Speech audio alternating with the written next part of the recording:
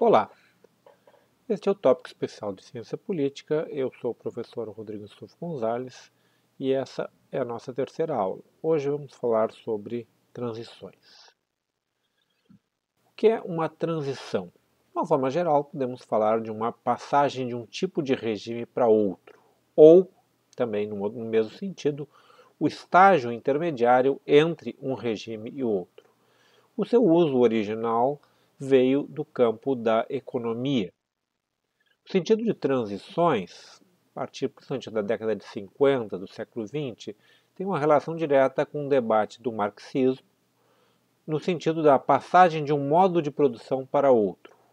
Houve um grande debate, por exemplo, sobre a passagem do feudalismo para o capitalismo ou a passagem do capitalismo para o socialismo como formas de transição de um a outro modo de produção. Nesse sentido, dentro do debate do marxismo, as transições têm diferentes mecanismos. Por exemplo, o mecanismo da reforma, relacionado com a social-democracia, é teorizado por Karl Kautsky, ou a revolução, como discutido por Lenin e por Trotsky, dentro das terceiras e quartas internacionais. Portanto, uma transição pela reforma ou uma transição pela ruptura, ou seja, a revolução. As transições para a democracia, como um conceito da ciência política, fazem parte principalmente de uma agenda teórica dos anos 80 e 90 do século passado.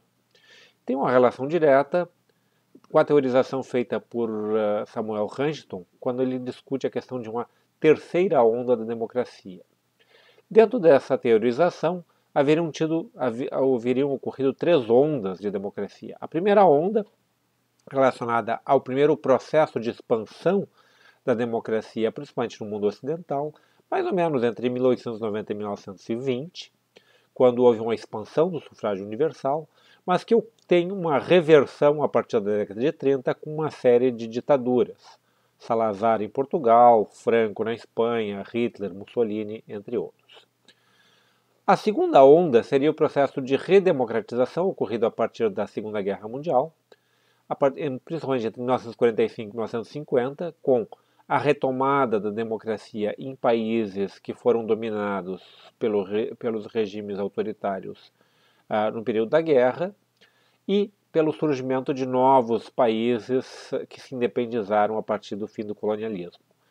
Há um processo de uma certa reversão a partir da segunda metade da década de 50, quando começam a ocorrer golpes militares e, a partir do princípio da própria doutrina da segurança nacional, o apoio, principalmente dos Estados Unidos, à adoção de regimes autoritários em diversos países da América Latina, mas também da África e da Ásia. O processo de surgimento da terceira onda está relacionado com o início das redemocratizações a partir da metade da década de 70 e que vai, digamos, chegar até meados da década de 90 e há uma discussão se estaríamos hoje vivendo um processo de reversão ou não, ou seja, esse ainda é um debate em aberto. Dentro da terceira onda da democracia, esse processo de transições ocorreria em diferentes momentos. Falamos primeiro de uma transição no sul da Europa, como, por exemplo, a retomada da democracia na Grécia, em 74, em Portugal também em 74, a Espanha em 75, entre outros, no caso europeu. O grande avanço da redemocratização teria ocorrido na América Latina no final dos anos 70, princípios dos anos 80. Podemos citar como exemplos, são muitos outros países, a Bolívia em 82, a Argentina em 83, depois do fim da Guerra das Malvinas, o Brasil em 85 com a eleição no Colégio Eleitoral, o Uruguai em 85 com os pactos do Clube Naval, o Chile em 90, quando o Pinochet é derrotado no plebiscito para sua continuidade, o Paraguai em 91, quando o Stroessner é derrubado por um golpe dos militares e há um processo de escolha de um novo presidente, entre diversos outros processos que ocorreram na América Latina naquele período. Segue-se aí um processo de transição na Europa do Leste, que, entre outros países, principalmente a partir de 1990, incluem Polônia, Hungria, Tchecoslováquia, Bulgária, Romênia, e, de alguma forma, tem um marco, o fim da União Soviética em 1991, já havia começado em 89 com o processo, digamos, de falência da Alemanha Democrática, ou seja, a República Democrática da Alemanha, e vai digamos, se expandir com o fim da União Soviética. E temos, paralelamente, também influenciado pelo fim da União Soviética, os processos ocorridos na África, países como Moçambique e Angola, que passam a fazer negociações de paz com o fim das suas guerras civis, também influenciadas pelo fim da Guerra Fria, e países como a África do Sul, que pela pressão contra o regime do apartheid tem uma negociação para uma transição e eleição que leva ao governo Nelson Mandela. Como se dão os processos de transição?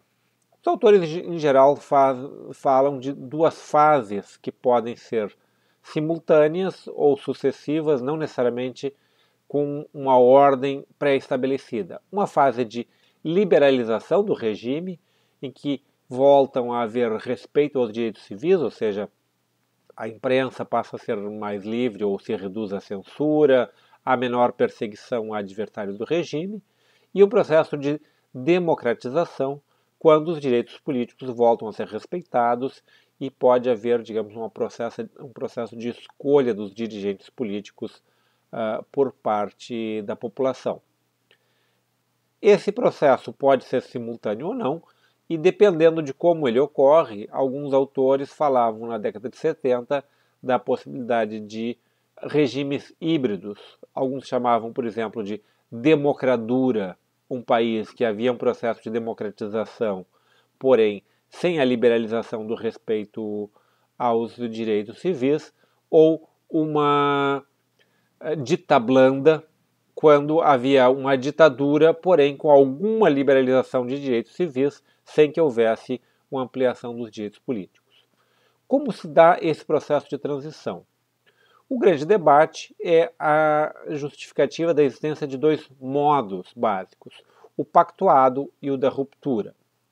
A questão se pactos e ruptura são modelos únicos como tipos ideais ou parte do mesmo conceito é um dos debates que pode ser visto nos textos que vamos discutir, de Munk e de Linz, em que, por exemplo, Munk vê pacto e ruptura como partes de uma série de outros modelos possíveis de processos de transição, enquanto Linz considera que pacto e ruptura não são excludentes, no sentido de que, de acordo com uma parte do processo de negociação, pode ser vista a reforma como pactuada e para outros pode ser visto como ruptura, ou seja, pacto e ruptura seriam duas partes do mesmo processo.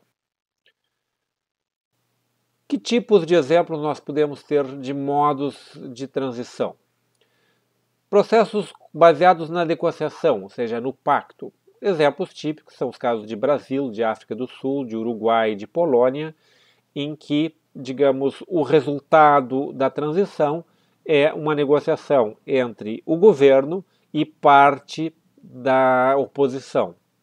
Em outros casos, há claramente uma ruptura, no sentido de que não há uma negociação, mas uma falência do regime.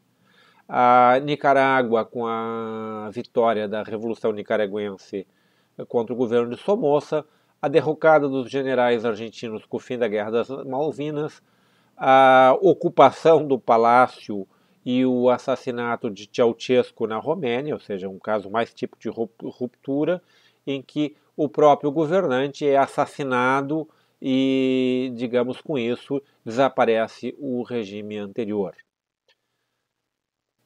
Qual é a explicação para esses processos de transição? A questão dos atores envolvidos na transição. Nos anos 90, as principais teorias sobre a transição, pensemos, por exemplo, nos textos de Adam Tversky, de Guillermo O'Donnell, de Philip Schmitter, são teorias baseadas na teoria das elites e num processo de escolha racional, ou seja, de que a transição seria um processo de negociação entre elites da oposição e elites da situação, e cada um dentro de um processo, digamos, de escolhas estratégicas levaria a um resultado final da transição.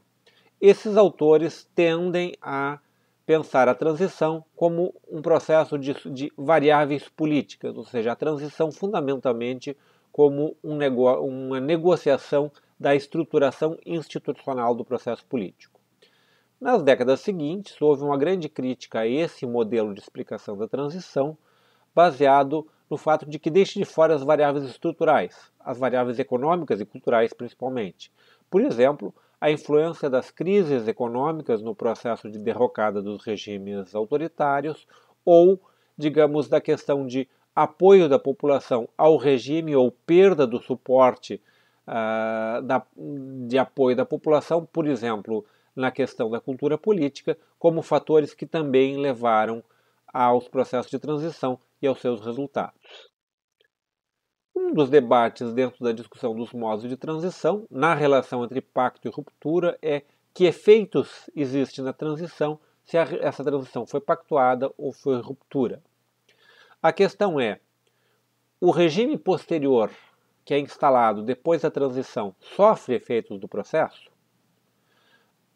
Um dos primeiros resultados é o debate sobre consolidação da democracia, que vamos ver em aulas posteriores, mas há também toda uma literatura da década de 90 e adiante sobre justiça de transição, ou seja, quais são os impactos, se foi pactuada ou foi ruptura, a transição tem no julgamento de possíveis crimes do regime anterior e no fato de que pessoas acusadas de violações de direitos humanos, principalmente pensando, digamos, nos regimes autoritários da América Latina, da África, são levadas à justiça e são condenados ou não, e também a questão de como se dá o processo de memória desses regimes.